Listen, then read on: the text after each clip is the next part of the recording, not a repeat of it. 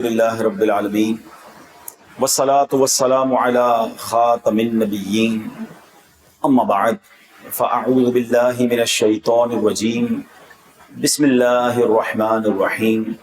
پڑھیے الصلاة والسلام علیک یا رسول اللہ وعلی آلک واصحابک یا حبیب اللہ. الصلاة والسلام علیک یا نبی اللہ وعلی آلک واصحابک یا نور اللہ.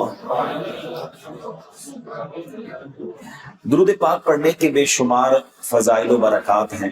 مصطفیٰ جان رحمت شمع بزم ہدایت صلی اللہ تعالی علیہ وسلم کا فرمان عالی شان ہے، جو شخص صبح و شام مجھ پر 10 بار درود پاک پڑھے گا، بروز قیامت میری شفاعت اسے پہنچ کر رہے گی. اب ذرا غور کریں کہ صبح 10 بار درود پاک، شام 10 بار درود پاک میں کتنا وقت لگتا ہے، مگر شفاعت مصطفیٰ صلی اللہ تعالی علیہ وسلم کا وعدہ ہے. یعنی ہمارے لیے نیکیاں کرنا بڑا آسان ہے اگر ہم چاہیں تو.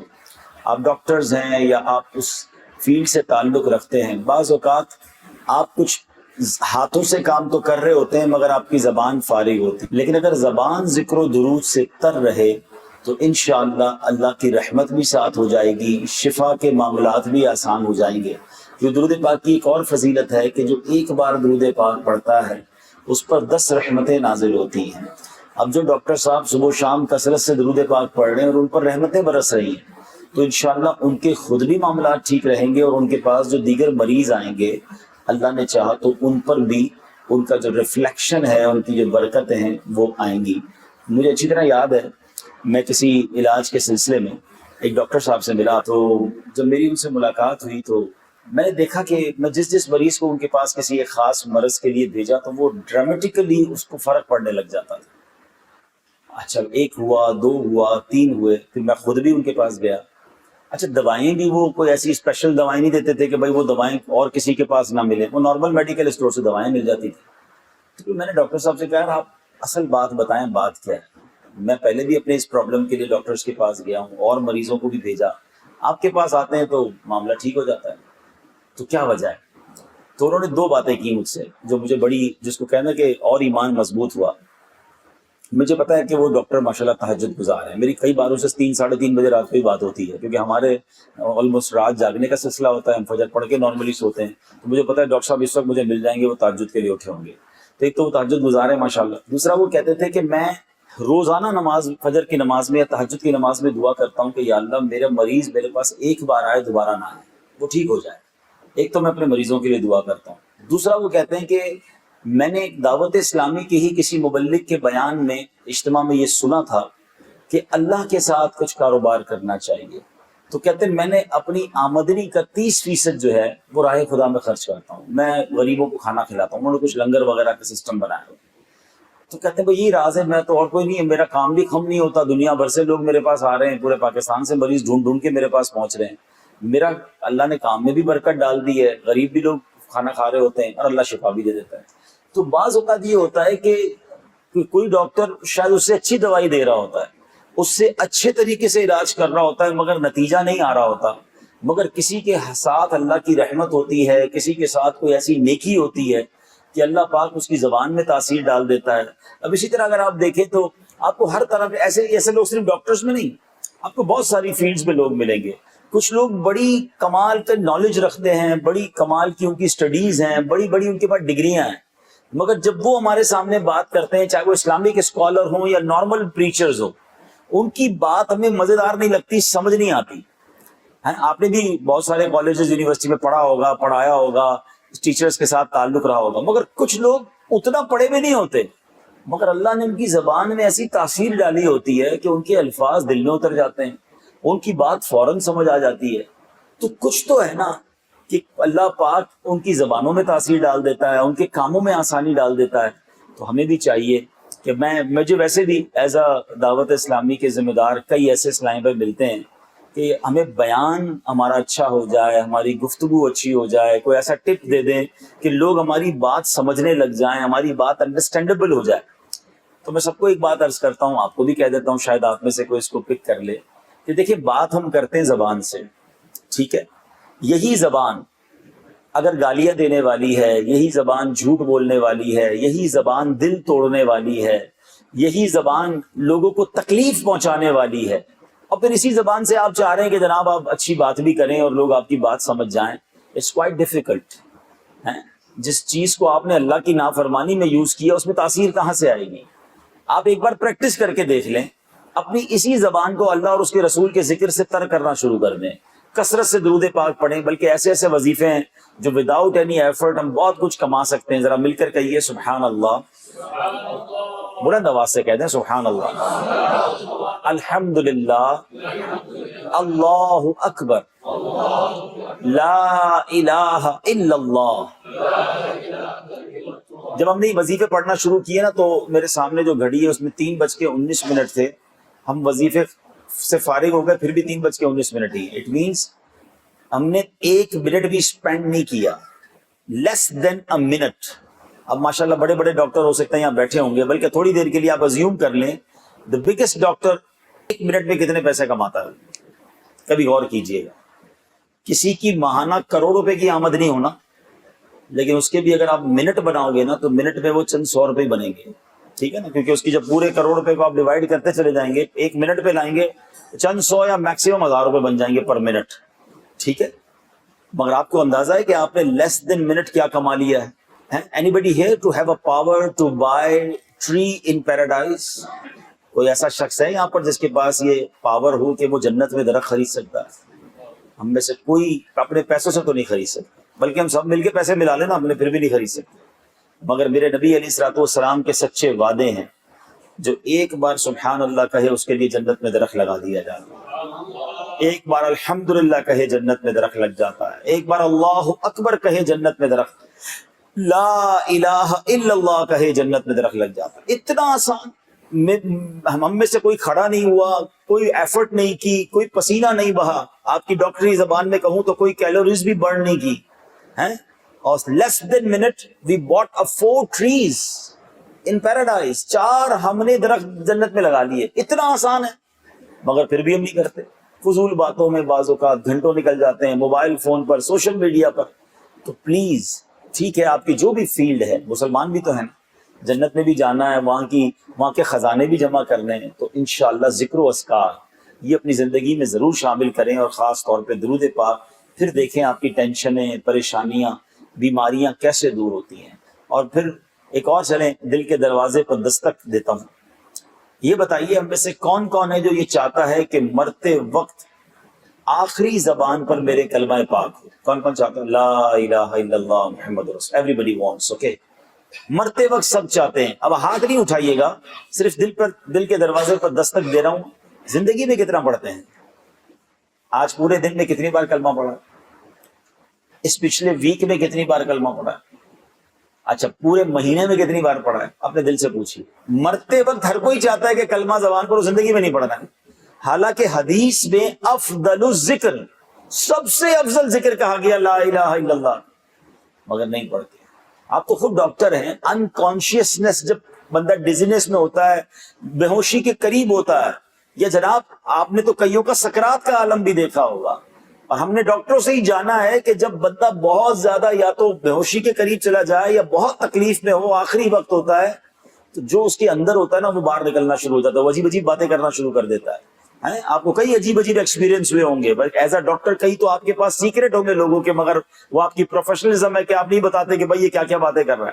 مجھے بھی اچھی طرح یاد ہے, ایک بار میرا چھوٹا سا آپریشن تھا, سرجری تھی, تو جب ہم آپریشن تھیٹر میں گئے تو انہوں نے مجھ سے پوچھا, میرا خیال ہے آپ کا پروٹوکول ہوگا کہ آپ کوئی نشہ تو نہیں کرتے؟ حالانکہ میں نے کہا نہیں. تو میں نے کہا یہ آپ نے کیوں پوچھا؟ کہنے کہ یار ہم اس لیے پوچھتے ہیں کہ ہمیں بے ہوش کرنے کے لیے پتہ چلے کہ اس بندے کی عادت کیا ہے, تاکہ اسی حساب سے اس کو ہمیں وہ ڈوز دینی پڑتی ہے. تو میں نے کہا آپ کو کوئی بتا دے گا؟ تو کہ نہیں, پھر ہمارا پروفیشنلزم ہے, ہم اس کے گھر والوں کو بھی نہیں بتائیں گے. لیکن یہاں ڈاکٹر کو کئی ایسے راز ہوتے ہیں جو مریض کے پتہ چل جاتے ہیں, اور خاص طور پہ جب بندہ بے ہوشی کے عالم میں ہو, آخری اس کی بریتھس ہوں, تو پتہ نہیں وہ کیا کیا بولتا ہوگا. مجھے ایک بات بتائیں کہ جس کی زندگی بھر کلمہ پڑھنے کی عادت نہیں ہے, وہ کیسے تمنا کر رہا ہے یا کیسے ایکسپیکٹ کر رہا ہے کہ مرتے وقت زبان پر میں کلمہ لے آؤں؟ نہیں. اپنی زبان کو کلمے کا عادی کریں، اتنا کلمہ پاک پڑھا کرو، اتنا کلمہ پاک پڑھا کریں کہ بندہ جب جس دن اس کا آخری وقت ہو انشاءاللہ آسانی سے زبان پر کلمہ پاک جاری ہو جائے۔ کم از کم 1-2 تسبیحاں تو روز کلمہ پاک کی پڑھ لینا، افضل الذکر ہے اور ہم اس سے دور ہیں، تو نیت کریں انشاءاللہ ذکر و اذکار کریں گے انشاءاللہ۔ ایک بار محبت کے ساتھ درود پاک پڑھ لیں، صلو علی الحبیب صلی اللہ تعالی علی محمد صلی اللہ علیہ وسلم۔ آج میں آپ کو ایک بڑا ہی یونیک واقعہ سنانے آیا ہوں، اور یہ واقعے سے ریلیٹڈ پھر کچھ باتیں عرض کروں گا جو ہم سب کو اس پر ہم نے احتیاط کرنی ہے۔ بصرہ میں ایک بزرگ تھے جن کا جو مسکی کے نام سے مشہور تھے۔ اچھا، مسکی عربی میں مشک کو مسک کہتے ہیں، اور مسکی سے مراد ہوئے مشکبا، یعنی ہر وقت وہ بزرگ مہکے مہکے رہتے تھے، آلویز۔ وہ کوئی عطر نہیں لگاتے تھے، کوئی پرفیوم نہیں لگاتے تھے، مگر ان کی باڈی سے بڑی کمال کی خوشبو آیا کرتی تھی۔ جس راستے سے گزر جاتے لوگ سمجھ جاتے مسکی گزرے ہیں، کسی مسجد میں جاتے پوری مسجد میں مہک آ جاتی تھی، سبحان اللہ۔ تو کسی نے کہا کہ حضور یہ تو بتائیں آپ خوشبو کون سی لگاتے ہیں اور آپ کتنا خرچہ کرتے ہیں خوشبو پر؟ تو حضرت مسکی جو تھے وہ کہتے ہیں کہ میں تو کبھی بھی خوشبو نہیں لگاتا، میرا واقعہ البتہ بڑا عجیب و غریب ہے۔ اب انہوں نے اپنا واقعہ یہ سنایا کہ میں بغداد معلّہ میں ایک خوشحال گھرانے میں پیدا ہوا، اور جس طرح امیر لوگ اپنے بچوں کو تعلیم دلاتے ہیں میری بھی گروئنگ جو ہے ایسے ہی ہوئی، میں بھی اسی طرح براٹ اپ ہوا۔ میں خوبصورت بھی تھا مگر میں با حیا بہت تھا، مجھے حیا تھی، میں شرم و حیا والا تھا۔ تو مجھے خاندان والے لوگوں نے کہا کہ اس کو بازار میں بٹھاؤ، یہ لوگوں سے گھلے ملے، کچھ اس کی حیا کم ہو، کچھ تھوڑا سا فری ہو، کسی سے باتیں نہیں کرتا۔ تو مجھے مارکیٹ میں انوالو کرنے کے لیے ایک دکان پر میرے والد صاحب نے بٹھا دیا، کہتے میں دکاندار کی دکان پہ بیٹھنے لگ گیا۔ تو ایک بار کیا ہوا کہ ایک خاتون آئی اور کہنے لگی کہ ہماری جو مالکہ ہیں انہوں نے کچھ کپڑے منگوائے ہیں۔ تو کپڑے والے نے بہت سارے کپڑے دکھائے، کہا ایسا کرو دکان کا کوئی بچہ ساتھ بھیج دو، مالکہ جو ہے وہ ہماری مالکن کپڑے چیک کر لے گی، جو پسند ہوگا وہ رکھ لے گی، باقی آپ کے جو بندہ ہے اس کے بعد واپس بھیج دے گی۔ تو جو دکان کا اونر تھا اس نے کہا بیٹا آپ چلے جاؤ۔ میں اس عورت کے ساتھ اس کے گھر چلا گیا، خوبصورت بھی تھے، ینگ بھی تھے۔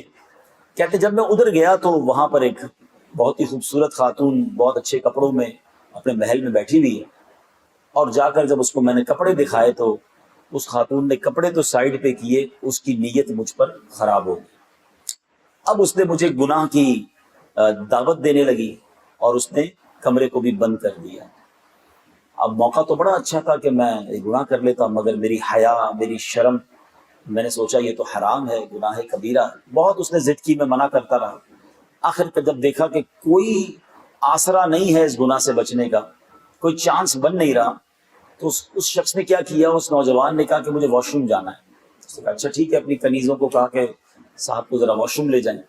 بولے میں ٹوائلٹ میں گیا، وہاں جا کے بھی کوشش کی کہ کوئی دروازہ، کوئی روشن دان جس سے میں نکل کے بھاگ جاؤں، مگر وہاں سے بھی مجھے کوئی راستہ نہیں ملا۔ جب راستہ نہیں ملا تو میرے پاس ایک ہی راستہ تھا، یا تو گناہوں کی گندگی اپنے چہرے پہ مل لوں، یا پھر میں نے فیصلہ یہ کیا کہ جو ٹوائلٹ کی گندگی تھی وہ میں نے اپنے جسم پر ملنا شروع کی۔ اور میں نے جب وہ گندگی اپنے جسم پر ملی، اپنے لباس پر ملی، اور اب جب میں باہر آیا تو ساری کنیزیں مجھے دیکھ کر بھاگنے لگی کہ یہ تو پاگل ہے، اور سب لوگوں نے مجھے دھکے دے کر اپنے گھر سے نکال دیا اور مجھے ایک ٹاٹ میں لپیٹ کر باہر پھینک دیا۔ جب میں نے تھوڑی دیر بعد دیکھا کہ سب مجھے چھوڑ کے چلے گئے تو میں واپس گھر آیا، غسل کیا، اپنے کپڑوں کو پاک کیا اور اللہ کا شکر ادا کیا کہ اللہ نے وہ حرام کی گندگی سے مجھے بچا لیا، اور میں نے بے شک اپنے آپ کو اس گندگی میں تو برا کر لیا۔ وہ کہتے ہیں جب آپ کو سویا تو خواب میں مجھے کوئی کہہ رہا تھا کہ تم کو حضرت یوسف علیہ السلام سے کیا ہی خوب مناسبت ہے، اور کہتا ہے کیا تم مجھے جانتے ہو؟ میں نے کہا نہیں میں تو نہیں جانتا۔ تو انہوں نے کہا میں حضرت جبریل علیہ السلام ہوں۔ اس کے بعد انہوں نے اپنا ہاتھ مبارک جو ہے میرے منہ اور جسم پر پھیر دیا۔ وہی دن ہے اور آج کا دن ہے، میرے جسم سے مشک کی خوشبو آتی ہے۔ تو اے میرے پیارے اسلامی بھائی، یہ واقعہ روض الریاحین نامی کتاب میں موجود ہے۔ پہلے کے لوگ ایسے با حیا بھی ہوتے تھے، یقیناً آج بھی ہوتے ہوں، اللہ پاک جن کو بچائے وہ بچ جاتے ہیں۔ ایک بہت پیاری حدیث ہے، طویل حدیث ہے، آج کل گرمی کے دنوں میں تو بڑی ریلیونٹ بھی ہے، کہ قیامت کے دن اللہ کے عرش کا سایہ کن خوش نصیبوں کو ملے گا۔ مختلف لوگوں کی کیٹیگریز ان حدیثوں میں بیان ہوئی ہے. ایک حدیث میں 7 قسم کے لوگ بیان ہوئے کہ 7 قسم کے افراد وہ ہوں گے جن کو قیامت کے دن اللہ کے عرش کا سایہ نصیب ہوگا. ان میں سے ایک بندہ پتہ ہے کون ہے؟ کہ جس کو کوئی گناہ کے لیے عورت بلائے، مال و جمال والی عورت بلائے اور وہ کہے میں اللہ سے ڈرتا ہوں، یعنی اسے گناہ کا موقع ملے اور وہ اپنے آپ کو اس سے بچا لے، اللہ کے عرش کا سایہ اسے نصیب ہوگا. مگر آج حال یہ ہے کہ آج تو گناہ کے لیے مواقع ڈھونڈے جاتے ہیں، سفر کیے جاتے ہیں کہ چلو یار فلاں شہر، فلاں علاقے، فلاں ملک میں چلتے ہیں. حیا کہاں چلی گئی ہے؟ ایک اور با حیا، عظیم با حیا ہستی، اور وہ کون ہے؟ وہ حضرت عثمان غنی رضی اللہ تعالیٰ. 18 ذو الحجہ یوم شہادت ہے حضرت عثمان غنی کا. حضرت عثمان غنی کی جب بھی بات کی جاتی ہے نا تو آپ کی سخاوت، آپ کی اللہ کی راہ میں خرچ کرنا، تو حضرت عثمان غنی از ون آف دم. وہ کتنے موقعوں پر انہوں نے جنت خریدی نبی پاک سے. کبھی کنواں خرید کر وقف کر دیا، کبھی غزوہ تبوک میں سینکڑوں اونٹ کا اعلان کر دیا، تو کبھی جناب غلے سے لدے ہوئے اونٹ اللہ کی راہ میں خیرات کیے، کئی بار جنت خریدی. مگر حضرت عثمان غنی کا ایک اور کمال بھی ہے، بلکہ خود نبی پاک علیہ السلام فرماتے ہیں حیا ایمان سے ہے، اور عثمان غنی رضی اللہ تعالیٰ عنہ میری امت میں سب سے بڑھ کر با حیا، ان سے بڑھ کر کوئی با حیا نہیں، اتنے با حیا ہے سرکار کی امت میں. بلکہ ایک بار کیا ہوا کہ بی بی عائشہ صدیقہ رضی اللہ تعالیٰ عنہا راویہ ہیں اس حدیث کی، فرماتی میں دیکھ رہی تھی کہ نبی پاک تشریف فرماتے، جب آپ کیجول طریقے سے بیٹھے ہوں، نارمل بیٹھے ہوں، تو بعض اوقات کرتا یا ہمارا پاجامہ اوپر سا ہو جاتا ہے، پنڈلی بھی نظر آتی ہے. تو کہتی نبی پاک تشریف فرماتے اور آپ کی پنڈلی مبارک جو ہے وہ جلوہ فرماتی، چمک رہی تھی، نظر آ رہی تھی. اسی کیفیت میں حضرت ابو بکر صدیق رضی اللہ تعالیٰ عنہ تشریف لائے. نبی پاک ایسے ہی تشریف فرما رہے نارمل. حضرت عمر فاروق تشریف لائے، حاضر ہوئے، نبی پاک علیہ السلام ایسے ہی جلوہ فرما رہے. کہتے جیسے ہی پتہ چلا نا عثمان غنی آ رہے ہیں، تو پیارے آقا نے اپنے لباس کو مزید خوبصورت کیا، پنڈلی مبارک کو بھی ڈھک لیا. جب محفل ختم ہوئی تو حضرت بی بی عائشہ صدیقہ رضی اللہ تعالیٰ عنہ نے کہا کہ حضور ابو بکر صدیق آئے تھے، میرے بابا جان آئے تھے، حضرت عمر فاروق آیا، آپ ویسے ہی تشریف فرما رہے. جیسے عثمان غنی آئے آپ نے لباس کو اور خوبصورت کیا اور بہتر کیا، پنڈلی مبارک پر بھی لباس ڈھک دیا. اس کی کیا وجہ؟ سرکار دو عالم صلی اللہ علیہ وسلم نے فرمایا میں اس شخص سے حیا نہ کروں جس سے فرشتے بھی حیا کرتے تھے.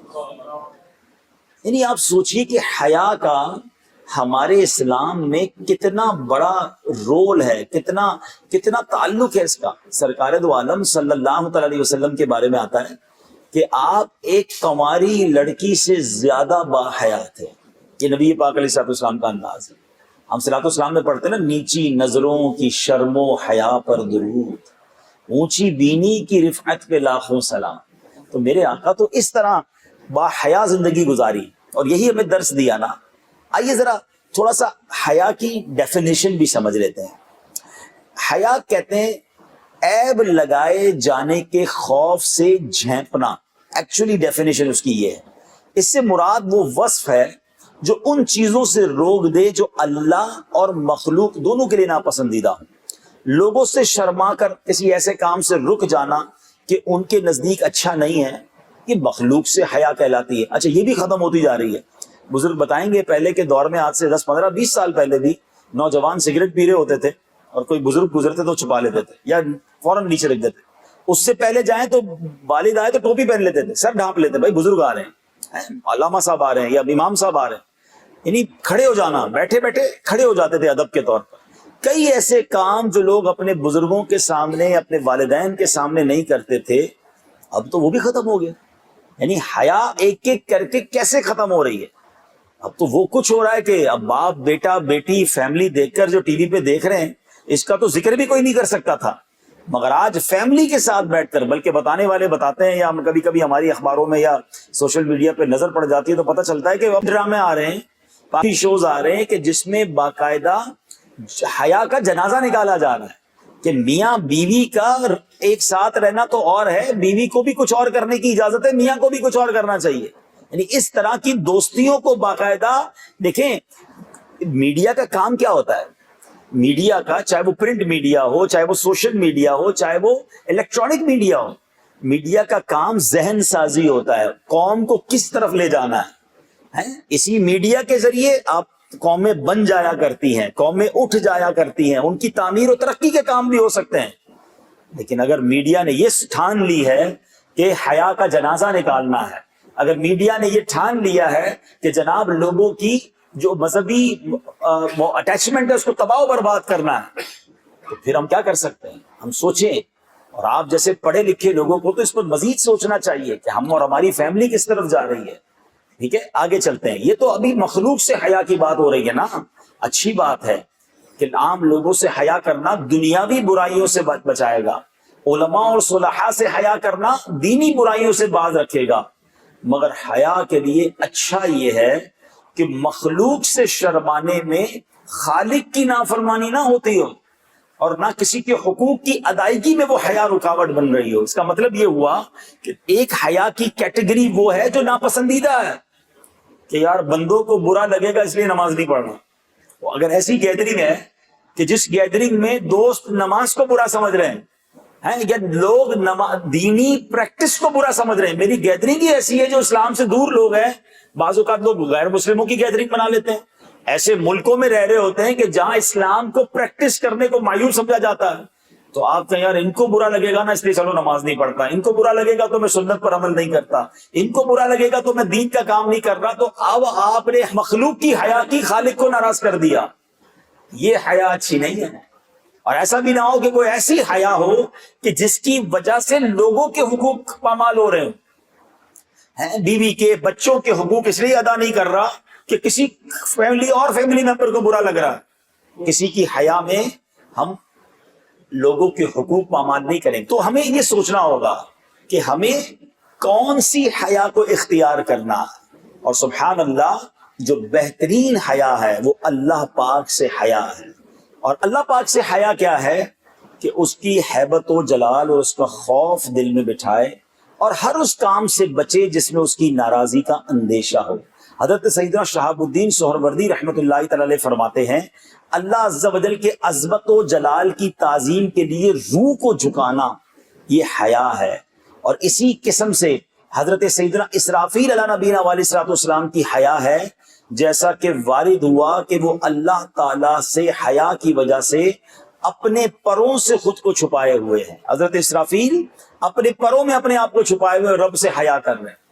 اب میں اور آپ دیکھیں کہ ہم آج اللہ سے کتنی حیا کرتے ہیں، آج کس قدر گناہ ہیں. آج یہ تو ضرور ہوتا ہے کہ لوگ نہ دیکھ لیں، دروازہ بند کر دو یا ذرا موبائل میں ہیڈ فون لگا لو، اندھیرا کر دو. ہم لوگوں سے ڈر کے شاید گناہ ان سے دور ہو جاتے ہیں، مگر یہ نہیں سوچتے کہ میں جو کر رہا ہوں وہ رب دیکھ رہا ہے. میں کہیں بھی چلا جاؤں دنیا میں کہیں بھی چلے جائیں، اللہ تو دیکھ رہا ہے نا. گناہ کرتے وقت کاش یہ خیال آ جائے، اللہ کی نافرمانی کرتے وقت یہ خیال آ جائے کہ رب دیکھ رہا ہے. اے میرے پیارے اسلامی بھائیوں، اب ہم آگے چلتے ہیں. سرکار دو عالم صلی اللہ تعالی علیہ وسلم کا فرمان سنیے. میرے آقا علیہ الصلوۃ والسلام حیا کے بارے میں فرماتے ہیں بے شک ہر دین کا ایک خلق ہے اور اسلام کا خلق حیا ہے. یعنی اسلام کا خلق ہی حیا ہے. ایک اور جگہ سرکار دو عالم علیہ الصلوۃ والسلام فرماتے ہیں ایمان کے 70 سے زائد شعبے ہیں اور حیا ایمان کا ایک شعبہ ہے. ایک اور جگہ پیارے آقا علیہ الصلوۃ والسلام فرماتے ہیں حیا ایمان سے ہے. یعنی جس طرح ایمان مومن کو کفر کے ارتکاب سے روکتا ہے، اس طرح حیا با حیا کو نافرمانیوں سے بچاتی ہے. اے میرے پیارے اسلامی بھائیوں، نبی پاک علیہ الصلوۃ والسلام فرماتے ہیں حیا صرف خیر یعنی بھلائی ہی لاتی ہے. حیا میں کوئی جس کو آپ کہیں کہ خیر کے علاوہ والی چیز نہیں ہے. اور پھر جس کے دل میں حیا نہ ہو، جس کے دل میں جناب حیا سے دوری ہو، اس کے بارے میں نبی پاک علیہ الصلوۃ والسلام کے اس طرح کے فرمان ملتے ہیں کہ جس کا مضمون ہے کہ جس کے دل میں حیا نہیں اب وہ جو چاہے کرے. اب آج ہماری شادیوں میں جو ہو رہا ہے، آج ہماری فیملیز میں جو ہو رہا ہے، پہلے زمانے میں ہم سنتے تھے کہ شادیوں میں غلط قسم کی عورتیں بلا کر ناچ گانے کروائے جاتے تھے، اس کو بھی لوگ برا سمجھتے تھے. مگر اب تو اپنے خاندان کی عورتیں، اپنے خاندان کی بچیاں، اپنے ہی خاندان کے لوگوں کے سامنے جناب ناچ گانے ہو رہے ہیں. اچھا اب یہ بھی کام غلط تھا لیکن خاندان تک رہتا نا، نہیں اب اس کی ویڈیو بنا کر سنا یہ ہے کہ اب اپنے ہی گھر کی بچیوں کے ناچ گانے کی ویڈیو بنا کر سوشل میڈیا پہ ڈالی جاتی ہے کہ دیکھیں پوری دنیا دیکھے کہ ہم نے کیا گل کھلا ہے. کدھر گیا حیات اور کدھر گئی ہماری شرم؟ کیا یہ اسلام ہے؟ نہیں میرے پیارے اسلامی بھائی. حضرت عثمان غنی رضی اللہ تعالیٰ عنہ اور پھر سبحان اللہ سرکار دو عالم علیہ الصلوۃ والسلام کی سیرت سے ہمیں یہ مدنی پھول لینا ہے کہ ہماری نگاہیں جھکی رہیں. اب چونکہ ڈاکٹرز فیلڈ کے لوگ ہیں، معذرت کے ساتھ میرا بھی چونکہ آنا جانا ہر انسان کا رہتا ہے، ڈاکٹر ہاسپٹل جانا ہوتا ہے، کبھی کلینک جانا ہوتا ہے، تو دعوت اسلامی نے خود ماشاءاللہ مدنی کلینک اور اس طرح کے کاموں میں قدم رکھ دیا ہے. تو اس فیلڈ میں نے دیکھا کہ بے پردگی عروج پر ہے. اللہ جسے بچائے. اس قدر آپس میں اختلاط ہے اور اس کو اتنا نارملائز کر دیا گیا ہے کہ جس کے بارے میں کوئی سوچتا بھی نہیں ہے کہ کیا ڈاکٹر، کیا لیڈی ڈاکٹر، کیا نرس. بلکہ اس سے پہلے اگر جائیں تو کالجز میں جو اگر آپ کو کسی وجہ سے کسی ایسے ادارے میں جانا پڑ بھی رہا ہے کہ جہاں خواتین ہیں، تو ہمیں تو اپنی نگاہوں کی حفاظت کرنی ہے نا. اللہ میری بہنوں کو بھی یہ توفیق دے. ماشاءاللہ دیکھا کہ کچھ ہم نے ڈاکٹرز بھی، لیڈی ڈاکٹرز بھی دیکھی، کوئی ایسے بھی دیکھے جو پردہ کر کے بھی یہ کام ہو سکتا ہے. لیکن جس طریقے سے یہ معاملات آگے بڑھ رہے ہیں اور جس طرح اس کو نارملائز کر دیا گیا، یہ اسلام نہیں ہے. ہم جس نبی علیہ الصلوۃ والسلام کے امتی ہیں، آقا علیہ الصلوۃ والسلام نے کبھی کسی غیر محرم عورت کو ہاتھ نہیں لگایا. یہاں تک کہ سرکار دو عالم علیہ الصلوۃ والسلام نے بیعت بھی لی خواتین سے تو ان کو چادر کے ذریعے لی، کبھی ان سے ہاتھ کو ٹچ نہیں کیا. ہم اس نبی علیہ الصلوۃ والسلام کے امتی ہیں کہ جن کی بیٹی سبحان اللہ وہ بیٹی جو خاتون جنت ہیں، جنتی عورتوں کی سردار ہیں، ان کے پردے کا عالم یہ ہے کہ زندگی میں تو جو پردہ فرمایا قیامت کے دن جب خاتون جنت کی سواری گزرے گی پل صراط سے تو اعلان ہوگا کہ اہل محشر اپنی نگاہوں کو نیچا کر لیں، خاتون جنت کی سواری گزرنے والی ہے. اپنے آپ کو پنجتن کا غلام تو ہم کہتے ہیں، اپنے آپ کو صحابہ اہل بیت کا غلام تو کہتے ہیں، مگر ان کے نقش قدم پر بھی تو کچھ عمل کیا جائے نا. اور یاد رکھیے کہ جس نے اپنی آنکھوں کو حرام سے بھرا، اپنے کانوں کو حرام سے بھرا، روایتوں میں آتا ہے ان کی آنکھوں اور کانوں میں جہنم کی آگ اور پگھلا ہوا سیسا ڈالا جائے گا.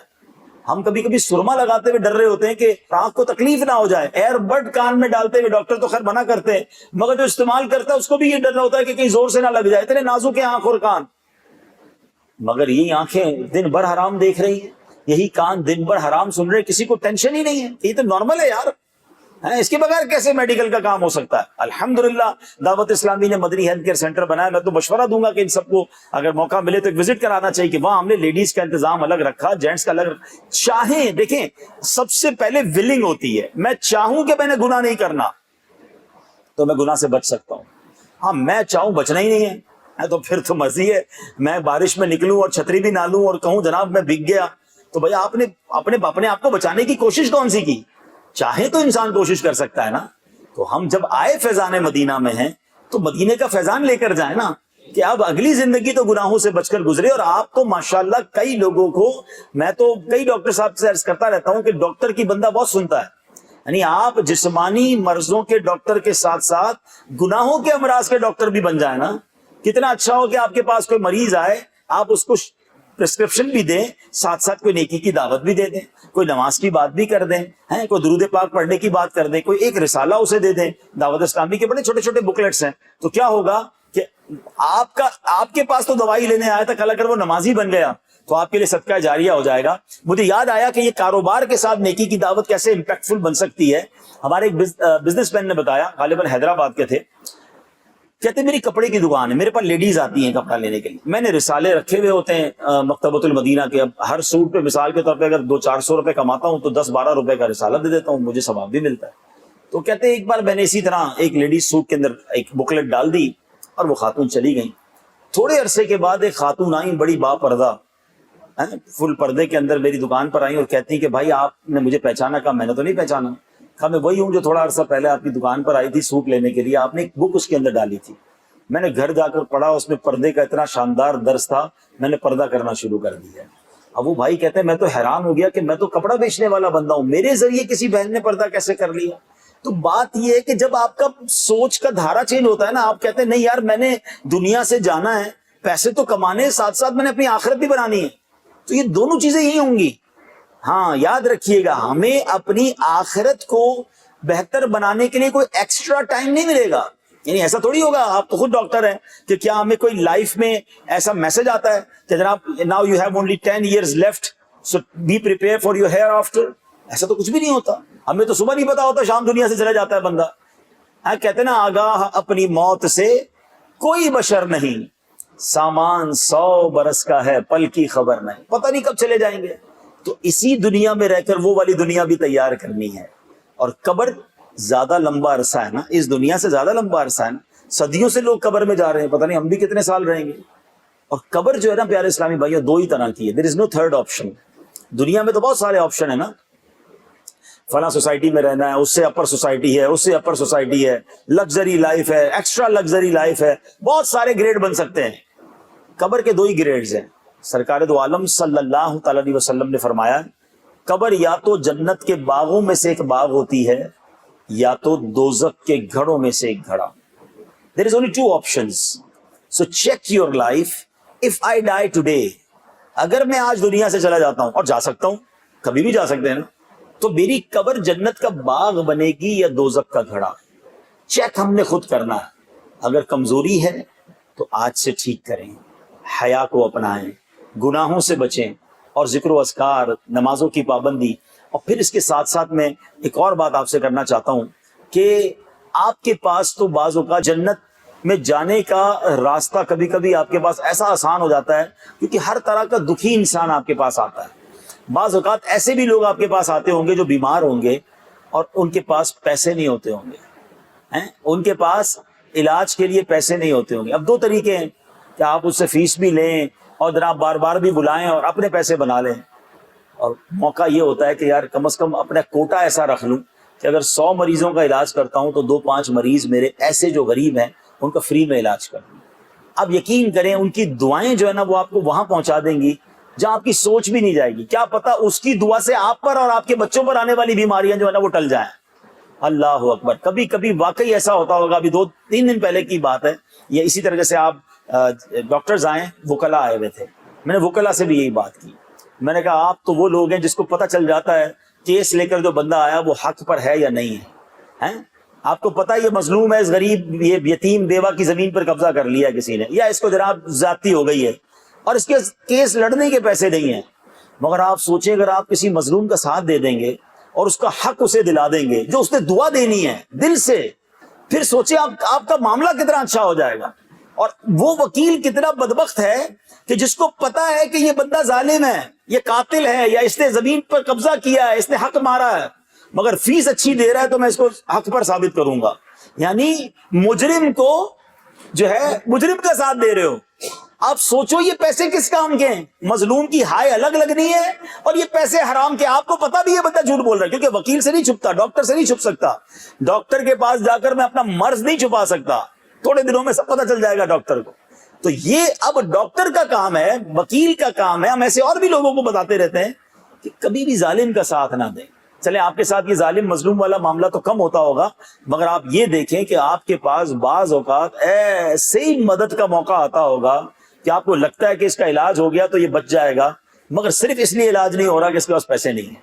آپ کو لگتا ہے کہ میں تھوڑی سی, ماشاءاللہ میں نے دیکھا ہے, اور آپ کی فیلڈ میں کئی لوگ تو کمال ہیں, کئی ڈاکٹرز تو ماشاءاللہ فری آف چارج کبھی کبھی آپریشن کر رہے ہوتے ہیں, کئی چیریٹی میں اپنے آورز دے رہے ہوتے ہیں, اور ماشاءاللہ دل خوش ہو جاتا ہے. ایسے ایسے نیک نمازی, میں نے ایک ڈاکٹر کی تو خود آپ کو مثال دی, تہجد گزار, ایسے ایسے نیک نمازی اور نیک صفت ڈاکٹر سے پالا پڑا کہ مطلب کبھی کبھی سچی بات بتاؤں ان کو دیکھ کر رشک آتا ہے کہ یار کمال ہے, اتنا ماشاءاللہ ان کے اندر دین کا جذبہ ہے اور اتنی مسلمانوں کی خدمت کا جذبہ ہے. تو یہ مسیحائی جو ہے یہ تو نبیوں کا طریقہ ہے نا. حضرت عیسیٰ علیہ السلام کو تو جو معجزات ملے وہ معجزات ہی میڈیکیشنز کے حوالے سے تھے نا, کہ اس زمانے میں میڈیکیشن کا ایسا عروج تھا. اچھا یہ بھی کمال دیکھیں رب عز و جل کی عطاؤں کا, کہ جس دور میں جیسی ضرورت تھی اللہ کریم نے ایسے معجزات انبیاء کو عطا کی. اب دیکھیں نا حضرت موسیٰ علیہ السلام کے دور میں جادوگر بڑے عروج پر تھے, میجیشنز, تو آپ کو معجزات کون سے دیے گئے کہ وہ رسیاں پھینکتے تھے تو سانپ بنتے تھے, آپ نے عصا پھینکا تو اژدہا بن گیا, سب کو نگل گیا. ٹھیک ہے نا. تو جیسی سائیکی تھی ویسے معجزے عطا کیے گئے تاکہ لوگ انسپائر ہو جائیں. حضرت عیسیٰ علیہ السلام کا دور کون سا تھا؟ وہ میڈیکیشن کا دور تھا, بڑے بڑے علاج دریافت ہو گئے تھے, بٹ وہ پزلڈ تھے, وہ عاجز تھے وہ کہتے تھے ہم نے کوڑ کا علاج دریافت نہیں ہو رہا ہم سے، اور جو بائی برتھ بلائنڈ ہے، مادر ذات اندھا ہے، وہ اس کی آنکھیں ہم نہیں لا سکتے، باقی سارے علاج ہم کر لیتے ہیں. اتنے ہائی پروفائل ڈاکٹرز بن گئے تھے وہ لوگ. اللہ کریم نے حضرت عیسیٰ علیہ السلام کو کون سا معجزہ دیا کہ آپ جسم پر ہاتھ پھیرتے تھے، دم کرتے تھے، اللہ کوڑ کا مرض ٹھیک فرما دیتا تھا. آنکھیں نہیں ہوتی تھی، اس کے چہرے پر ہاتھ پھیرتے تھے، وہ آنکھیں والا ہو جاتا. کہنے کا مقصد یہ ہے کہ جو یہ ڈاکٹری ہے، جو یہ علاج کرنا ہے، یہ تو نبیوں کا طریقہ ہے. خود سرکار دو عالم علیہ الصلوۃ والسلام نے طب نبوی کو اگر پڑھیں تو نبی پاک علیہ الصلوۃ والسلام نے کتنے علاج عطا فرمائے. ہاں یہ الگ بات ہے کہ بہت سارے مریضوں کو اپنے معجزات سے ٹھیک کر دیا. کسی کی آنکھ نکلی ہوئی تو آنکھ واپس لگا دی، ہاتھ ٹوٹا تو ہاتھ جوڑ دیا پیارے آقا علیہ الصلوۃ والسلام نے. وہ تو ایک روحانی طاقت اور اسپرچویلٹی تھی، لیکن مزید علاج سرکار دو عالم علیہ الصلوۃ والسلام نے غذاؤں کے ذریعے، آرگینک فوڈز کے ذریعے. آج تو پھر دنیا کہتے ہیں نا کہ میڈیکل بھی اب ریوائیو کر رہی ہے کہ جناب دواؤں کے بجائے جو اللہ پاک نے چیزوں میں علاج رکھا ہے اس کی طرف واپس جائیں. تو خود سرکار دو عالم علیہ الصلوۃ والسلام کی سیرت دیکھیں کہ سرکار علیہ السلام نے آرگینک فوڈ کے ذریعے کتنے علاج عطا فرمائے. You are so lucky, you are in beautiful field. مگر بات وہی ہے نا کہ اگر بندے کو اچھی فیلڈ ملے اور نیت اچھی نہ ہو، غلطی مسجد کا امام بھی کر سکتا ہے. امام سے اچھی کون سی فیلڈ ہوگی؟ سب کی نمازیں پڑھا رہا ہے، مگر امام کے دل میں ہی اگر فطور آ جائے تو وہ اچھی فیلڈ میں رہ کر بھی حرام کام کر لے گا. اور اگر بندہ اچھی فیلڈ میں بھی ہو اور نیت بھی صاف ہو تو پھر تو سبحان اللہ. تو میں یہاں آخر میں 2-3 آپ کو حدیثیں سنانا چاہتا ہوں کہ خیر خواہی امت کا جذبہ رکھیں. مریض بار بار میرے پاس آئے، مہنگے مہنگے ٹیسٹ کروائے. بعض اوقات میں آپ کو نہیں کہتا، اللہ کرے آپ میں سے کوئی بھی ایسا نہ ہو، لیکن ایسا ہے تو صحیح نا کہ جناب فلاں میڈیکل اسٹور والے کو فیور دینی ہے تو فلاں کمپنی کی دوائیوں کو فیور دینی ہے، فلاں ڈائگنوسٹک سینٹر ہی میں جا کر آپ کا ٹیسٹ صحیح ہوگا، باقی کہیں نہیں ہوگا. اچھا مریض کو سمجھ بھی آ جاتی ہے کہ ڈاکٹر صاحب جو فلاں اسٹور پہ بھیج رہے ہیں یا فلاں ٹیسٹ لکھوا رہے ہیں وہ اس لیے ہے کہ ان کو بھی کچھ ملنا ہے، مگر وہ بیچارہ مجبور ہوتا ہے. آج کل حال تو دیکھیں لوگوں کا، یار کھانے کو پیسے نہیں. اب یقین کریں آج یہ پوزیشن ہے کہ کسی کے گھر میں ایک بیماری ہو جائے نا، اس کے سارے گھر کا بجٹ آؤٹ ہو جاتا ہے کہ اب بیماری کا علاج کراؤں گا تو میں 2-3-4-6 مہینے قرضہ ہی اتارتا رہوں. اور ایسے موقع میں ڈاکٹر اپنا نفع سوچے اور اس غریب کو اور رگڑ دے. دیکھیں ہر چیز کہیں نہیں جاتی ہے، اللہ تو دیکھ رہا ہے نا. ہاں یاد رکھیے اللہ تو دیکھ رہا ہے نا، وہ کیسے کسی کے کام بناتا ہے، وہ کیسے کسی کو عزت دیتا ہے اور وہ کیسے کسی کو ذلیل کر دیتا ہے. رب ہے نا، وَتُعِزُّ مَن تَشَاءُ وَتُذِلُّ مَن تَشَاءُ. آپ کو پتہ بھی نہیں چلے گا. ہاں یاد رکھیے گا، کسی کا بھلا کر کے نکل جاؤ نا، کہتے ہیں what's go around comes around. آپ اچھا کر کے بھول جائیں، یہ ضرور کہیں نہ کہیں اچھائی آپ کے آگے آئے گی انشاءاللہ. اور آپ کسی کے ساتھ زیادتی کر کے بھول جائیں، آپ بھول گئے ہیں تو زیادتی نے آنا ہے آگے، کہیں نہ کہیں آپ کو پے کرنا پڑے گا. تو نہ کریں ایسے. آپ کے نصیب میں جو ہے نا ایک جملہ آج سیکھ جائیے، میرے اور آپ کے جو نصیب میں ہے نا وہ کوئی چھین نہیں سکتا، کوئی نہیں لے سکتا، اور جو نصیب میں نہیں ہے وہ کوئی دے نہیں سکتا. آپ لوگوں کو بھلا سوچنا شروع کر دو. آپ یہ نہ سوچیں کہ یار یہ مریض دوبارہ نہیں آئے گا تو مجھے کیا ملے گا. ارے اللہ ایسے 10 اور بھیج دے گا. میں آپ کو ڈاکٹر کی مثال دی نا، وہ ڈاکٹر دعا یہی کرتا ہے کہ یا اللہ میرے پاس دوسری بار کوئی نہ آئے، مگر اس کے بعد لائنیں لگی ہوئی ہیں. کیوں؟ 25 کروڑ کا ملک ہے اور آئیں گے نا، دنیا کا دستور ہے. یہ بیوپاری کو بھی سمجھاتے ہیں کہ یا تو اچھا سودا، سچا سودا بیچو کم نفے پر. تو تمہیں یہ سمجھتے ہو کہ ایک ہی بار گاہک آیا اس کو کاٹ دو، ایسا نہ کریں. آپ سچا سستا اچھا سودا بیچے، آپ کے پاس لائنیں لگی ہوئی، ہول سیل کا پیسہ بناؤ گے. تو لوگوں کی خیر خواہی کا ذہن رکھیں. سبحان اللہ. حدیث پاک سنیے، سرکار دو عالم صلی اللہ تعالی علیہ وسلم نے فرمایا کچھ لوگ ایسے ہیں، میری ون آف دا فیوریٹ حدیث ہے اور میں کئی بار دعا کرتا ہوں کہ اے اللہ مجھے اس حدیث کا مصداق بنا دے. آپ بھی کہہ دیں آمین، اللہ آپ کو بھی بنا دے. حدیث سنیں آپ. آقا علیہ الصلوۃ والسلام فرماتے ہیں کچھ لوگ ایسے ہیں جنہیں اللہ عز و جل نے لوگوں کی حاجتیں پوری کرنے کے لیے پیدا فرمایا. ہائے ہائے، اللہ نے بنایا اسی لیے کہ یہ لوگوں کی حاجتیں پوری کرنے کے لیے. آگے فرمایا لوگ حاجت کے وقت ان سے رجوع کرتے ہیں، یہی وہ لوگ ہیں جو قیامت کے دن اللہ عز و جل کے عذاب سے محفوظ ہوں گے. سبحان اللہ. یعنی لوگ ان سے اپنی حاجتوں کے وقت رجوع کرتے ہیں، اللہ نے بنایا اسی لیے. اور پھر فرمایا یہ لوگ قیامت کے دن عذاب سے محفوظ ہوں گے. اور ماشاءاللہ ہم نے دیکھا ہے کہ محلے میں، شہر میں، خاندانوں میں کچھ لوگ ہوتے ہیں جو ہر وقت ریڈی ہوتے ہیں، بتاؤ کیا کام، اور ان کے لیے کوششیں کر رہے ہوتے. لگتا ہے یار یہ سب کے خیر خواہ ہیں. اللہ نے بنایا اسی لیے. کاش میں بھی ایسا ہو جاؤں، آپ بھی ایسے ہو جائیں. سرکار دو عالم علیہ الصلوۃ والسلام فرماتے ہیں کہ جو شخص کسی مسلمان کی دنیاوی مصیبت کو دور کرے گا اللہ عز و جل قیامت میں اس کی مصیبت دور فرمائے گا، اور جو کسی مسلمان کے عیب چھپائے اللہ عز و جل دنیا اور آخرت میں اس کے عیوب چھپائے گا، اور اللہ عز و جل اس وقت تک بندے کی مدد کرتا رہے گا یا مدد کرتا ہے جب تک وہ اپنے مسلمان بھائی کی مدد کرتا رہتا ہے۔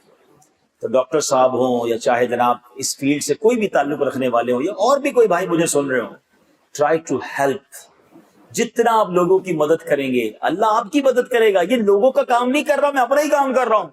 میں کسی کے چہرے پہ مسکراہٹ ایکچولی لا رہا ہوں، ایکچولی میرے چہرے پہ مسکراہٹ آ رہی ہے۔ میں کسی کی مشکل آسان کر رہا ہوں، آگے میری مشکل آسان۔ کیا ہم مشکلوں میں نہیں ہیں؟ کیا ہمارے گھروں میں، ہماری فیملی میں، ہماری صحت میں پرابلمز نہیں ہیں؟